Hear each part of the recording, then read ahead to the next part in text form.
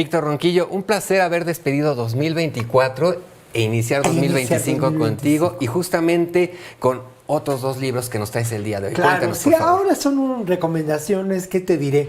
Pues un tanto emanadas del gusto personal. Ok. Yo confieso que quizá el género literario que más me gusta es el de la literatura negra, el de la literatura policíaca contemporánea. ¿Y por qué me interesa tanto este género? Porque mi querido Ale habla ni más ni menos que de la condición humana. Ok. De la condición humana en realidades que son extremas en una sociedad en crisis. Y así como aflora lo más malo, o lo más pervertido, o lo más patológico, o lo más enfermo de la especie. O temperamental. O temperamental también. En estas novelas también aflora lo más bello del género humano, ¿no? La creatividad, la sensibilidad, la nobleza, la fidelidad a los ideales, aún en contextos muy oscuros. Y me he permitido traer dos recomendaciones que tienen que ver con autores de este género, Ale, que son de alguna manera clásicos, pero clásicos un tanto olvidados, ¿no? Okay. Uno de ellos es David Goodis, con esta novela que se llama Viernes Negro, y es una novela de enorme interés porque ocurre todo en un ámbito cerrado. Son un grupo de asaltantes de casas, pero lo que encontramos y descubrimos es la vida de los bajos fondos, esta pérdida de valores, esta degradación humana en la que, sin embargo, florece el amor, cual debe de ser. Goodis fue guionista de Hollywood, un guionista muy importante. En 1960, François Truffaut filmó una película que es un clásico del género negro que se llama Disparen al pianista. Era además, y esto es muy interesante en los autores de la novela policíaca contemporánea, bueno, sus vidas son muy intensas y sus vidas en ocasiones parecen historias de este género policíaco. El hombre vivía pues de escribir todo lo que podía, llegaba a escribir 10,000 palabras al día. Okay. Llegó a publicar 4 o 5 novelas en un mismo año.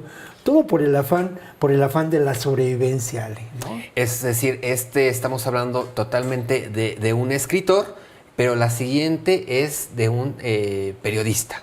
Claro, la siguiente es de un periodista. Bueno, no, él fue periodista, regresa a Filadelfia y se vuelve periodista. Y el otro autor es Horace McCoy, que es también guionista de Hollywood. Y ese guionista de Hollywood escribe novelas que son de una gran crítica al American Way of Life, al sistema de vida americano. Traje yo Los sudarios no tienen bolsillos, que es una novela que él publica. Todas sus novelas se publican y narran la etapa de la depresión en Estados Unidos. Se publican un poco después. Esta novela es muy interesante porque cuenta la historia precisamente de un periodista que funda una revista independiente en esos años, en ese contexto. Los casos que relata esa revista tienen que ver con la discriminación más terrible y con la corrupción. Lo que, pues ya podemos conocer el pronóstico, ¿no? Lo que termina con el cierre de la revista y con la muerte de este personaje. Pero es muy interesante porque, por ejemplo, lo que pasa en Los sudarios no tienen bolsillos tiene que ver ni más ni menos que con las prácticas oscuras, terribles del Ku Klux Klan. Ok, en esta también hay, como comentabas en la otra, historias de amor. Sí, también hay una historia de amor, pero este personaje que nos presenta Horace McCoy es un periodista, ya un veterano, ¿no? Pero es un periodista que tiene una enorme suerte con las mujeres. Okay. De tal modo que es un precursor de estos grandes agentes secretos como lo haría después Ian Fleming, que no tiene mucho que ver con el género, que es el 007, pero que son enormemente seductores. Entonces las mujeres lo persiguen. Hay otro ingrediente por el que me gusta mucho esta corriente literaria, ¿no? Este género, el género negro, porque siempre hay humor, siempre hay ironía. No son textos, aunque pueden ser de una enorme profundidad humana, en ocasiones nos narran verdaderas tragedias, no son textos trágicos, son textos escritos con una enorme ironía.